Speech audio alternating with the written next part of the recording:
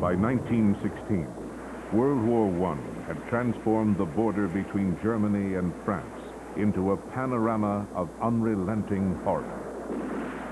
In February of that year, the German army focused a massive attack on the French city of Verdun in an attempt to break through the Western Front and drive on to Paris, less than 150 miles away.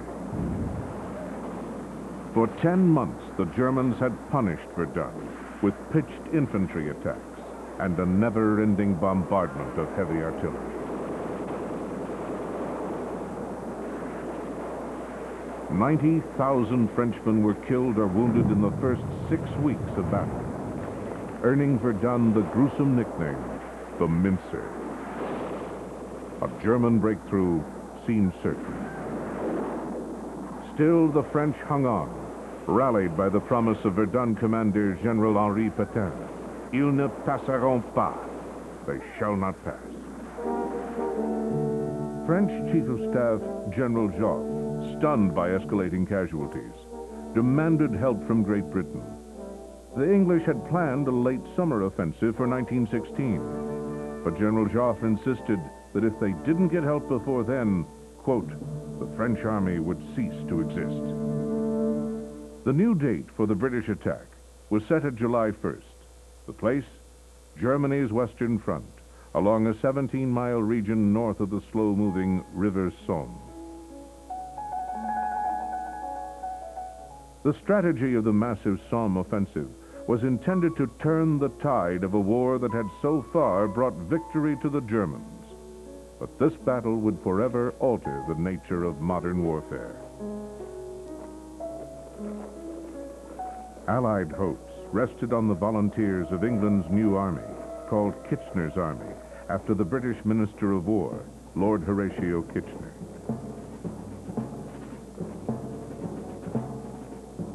In 2 years, German machine guns and artillery had destroyed about 70% of the British expeditionary forces, the professional soldiers who until now made up the backbone of the English military.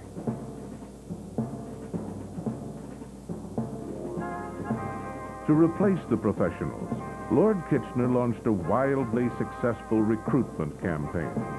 It boosted the military by a remarkable 500,000 soldiers, but it set the stage for tragedy. To serve king and country, entire English villages, schools, unions, and even athletic clubs proudly enlisted as groups. Kitchener promised those who joined together should serve together. Called pals or chums battalions, their fate was especially harrowing. The fever of patriotism only served to mask the folly of recruiting entire units from the same communities. War was still the stuff of 19th century romanticism, promising glory, travel, and escape from working-class drudgery. Since a Europe-wide conflict had not taken place since 1871, there were few living soldiers to offer warnings about war's grim reality. England's hastily trained recruits were about to experience the nightmare of battle in the modern age.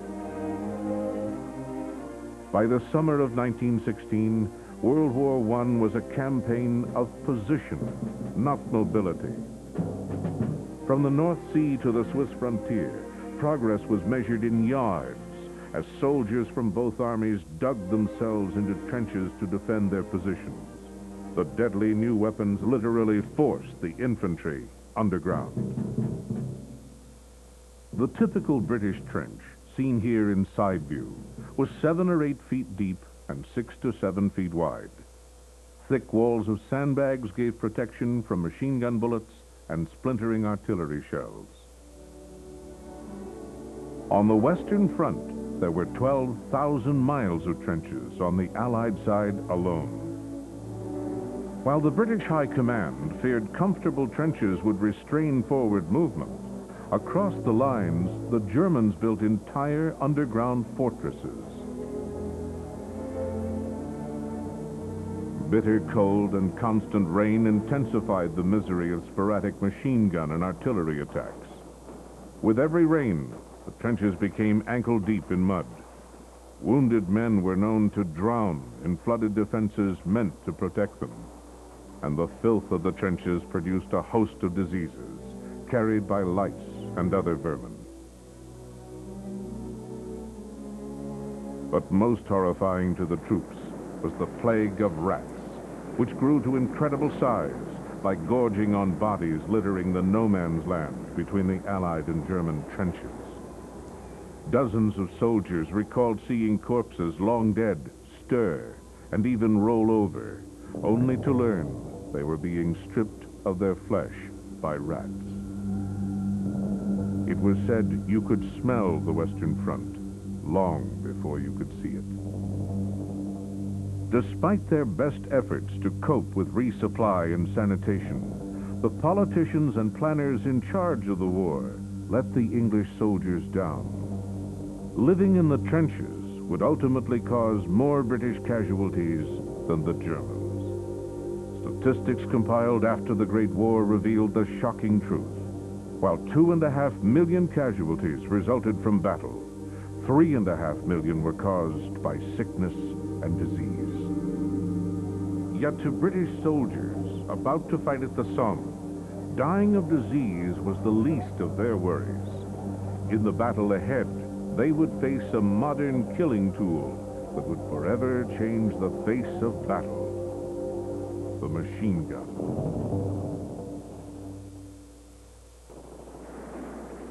Until the beginning of the 20th century, an armed soldier could fire at most 15 bullets a minute. Thanks to Hiram Maxim, American inventor of the machine gun, a World War I infantryman could fire 600. By giving one man the firepower of 40, the machine gun redefined the tactics and terror of warfare. Against it, the British rested their hopes on the devastating preemptive effects of artillery. Unlike machine guns, artillery had been around for centuries. By World War I, however, quick-firing field guns and high-explosive shells made these devastating weapons the deciding factor in any conflict.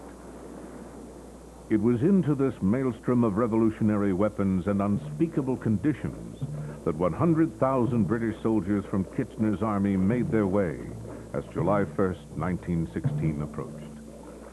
Few of these green recruits had any idea of what to expect from war. None had ever experienced combat. Their fate lay in the hands of the man in charge of planning the Somme Offensive, General Sir Douglas Haig, Commander-in-Chief of the British Expeditionary Force. To win the battle, Haig himself had to master the new science of 20th century warfare. It was a task for which the general was sorely unequipped. General Sir Douglas Haig would become the central and most controversial figure in high command during the Great War. The dour Scotsman was a leader of great experience, determination, and professionalism. But with help from the Fourth Army's commander, General Rawlinson, the offensive Haig planned revealed a tragic misunderstanding of the weapons and tactics of trench warfare on the Western Front. General Haig's goals were to bring the British Army into position for victory, to rescue the French from certain disaster at Verdun, and to inflict heavy losses on the Germans. To achieve these goals, Haig planned an assault along a 17-mile sector in Picardy near the River Somme in northern France. Soldiers' blood was nothing new to this ground. Henry V had fought for these hills, marshes, and woodlands in 1415. Napoleon had done the same in 1815. Yet the Somme had never seen a battle as earth-shattering as the one to come. Through 2 years of war, all had been quiet on this tiny sector of the Western Front. Now, British reconnaissance and increased shelling in preparation for the offensive alerted the Germans to beef up their defenses. They dug in with mining-style shafts up to 40 feet deep, sufficient to withstand any bombardment. In later years, Sir Winston Churchill would remark, the French and British commanders had selected for their offensive what was undoubtedly the strongest and most perfectly defended position in the world. General Haig entrusted his main attack to the new Fourth Army. They were to take the German positions from Serres to Montauban and the River Ancre. Haig optimistically called for 3 cavalry divisions to exploit the gaps in the German lines achieved by the Fourth Army, then push on behind enemy lines. The commander-in-chief sensed that this may be the cavalry's last opportunity to play a major role in battle. They would never get their chance. To ensure the success of the main attack, Haig ordered a simultaneous diversionary attack from the Third Army to the north. They were charged with taking Gommecourt, a well-defended German position, and diverting attention from the major attack to the south. Haig planned a massive 5-day artillery bombardment to soften German defenses. General Rawlinson assured him that 5 days of cannon thunder would destroy the German defenses and kill most, if not all, the enemy. Critically, the barrage was also supposed to obliterate the thick belts of barbed wire that protected German trenches. The bombardment would accomplish none of these objectives. On June 24th, 1916, the shelling commenced.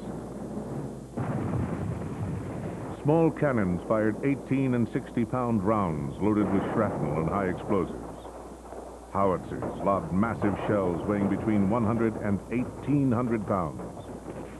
The bombardment stretched from 5 days to 7.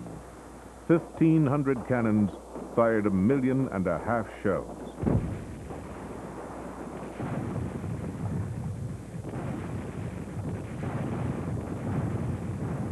You'll be able to go over the top with a walking stick. You'll not need rifles, one officer promised his men.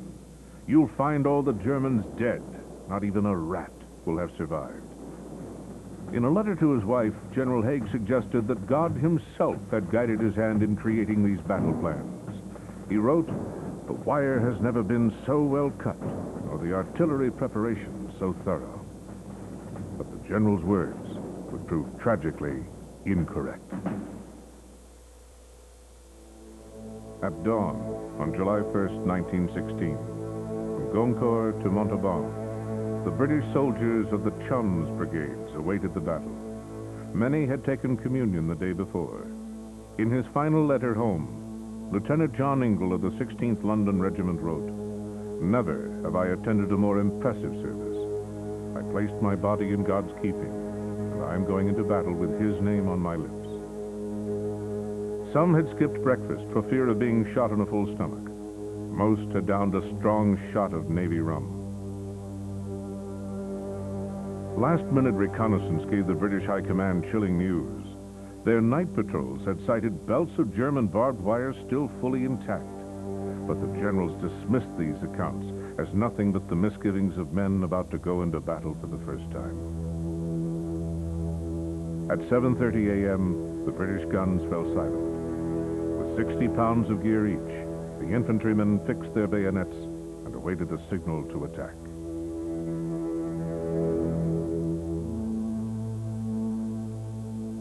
Then, along the entire 17-mile front, whistles blew and the men climbed over their parapets and formed into waves as ordered.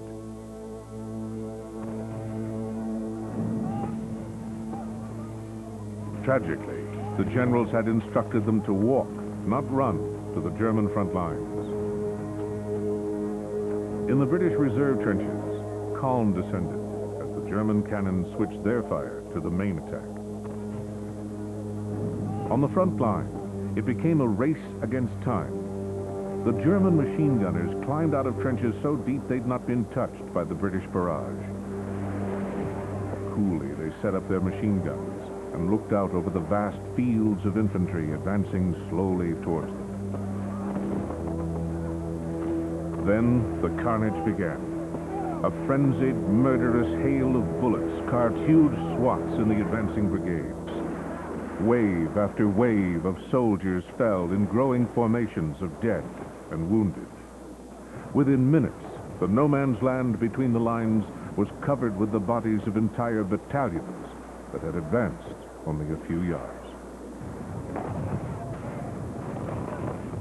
Down they all went, one surviving private reported, dropping one after the other as the guns swept along them. And the next wave came forward, and this lot didn't get as far as the others. They were caught in a storm of bullets.